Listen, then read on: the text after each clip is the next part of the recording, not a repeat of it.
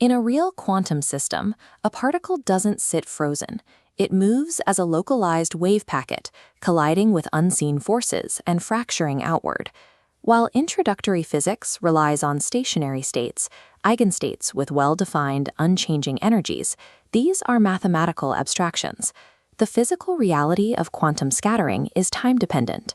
To analyze this interaction, we define an experimental timeline beginning in the asymptotic past. Here, a wave packet is prepared in a region isolated from the target system. Because there is no interaction potential at this distance, the state evolves strictly under the free Hamiltonian, h0, which depends on the particle's kinetic energy.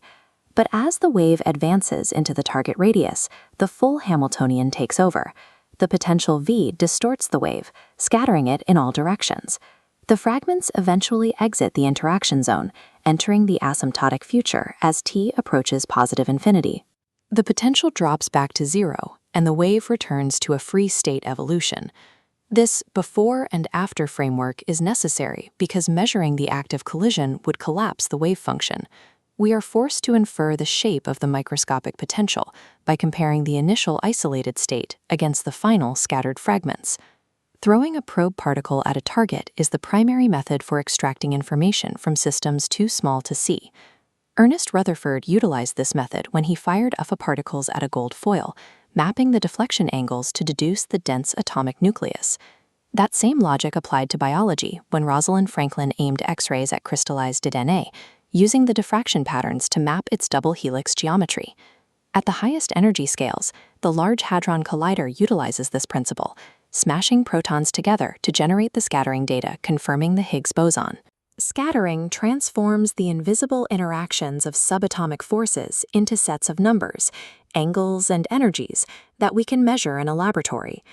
We define the incident-free particle as a plane wave advancing along a single axis. Encountering a spherically symmetric potential, its coordinates fail to align with the target. To solve the equation, we decompose this flat wave into expanding spherical waves, separated into discrete angular momentum sectors. Because the potential is spherically symmetric, the angular momentum operator is conserved.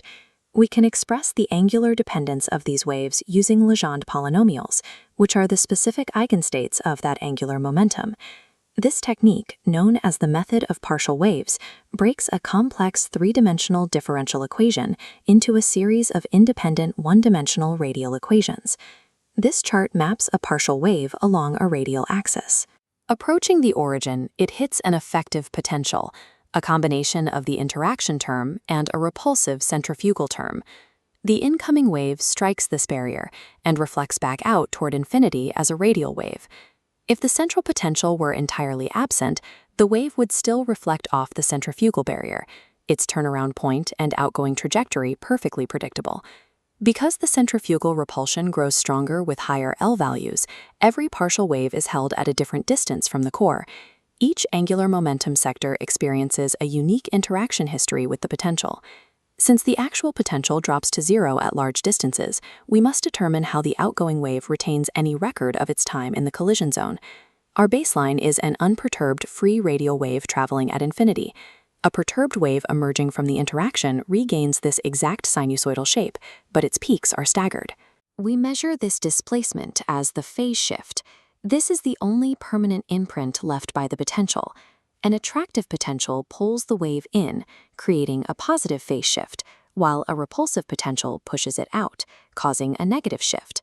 This parameter compresses the history of the interaction into a measurable mathematical value. This equation rebuilds the full three-dimensional wave function.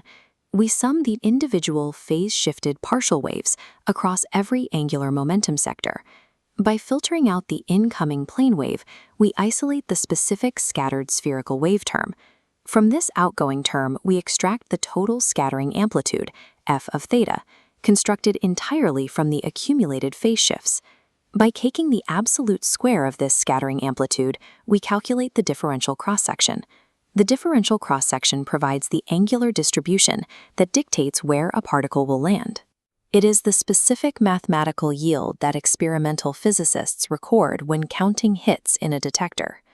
When a particle beam fires into a detector, the The resulting microscopic collisions are immediate and inaccessible to direct human observation.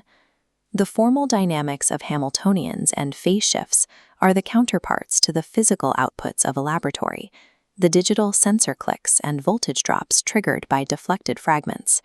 Without the framework of the scattering matrix and partial wave expansions, these individual data points lack the context required to describe the underlying potential field. Quantum scattering theory provides the formal mechanism to reconstruct the structure of matter from the way it deflects a passing wave.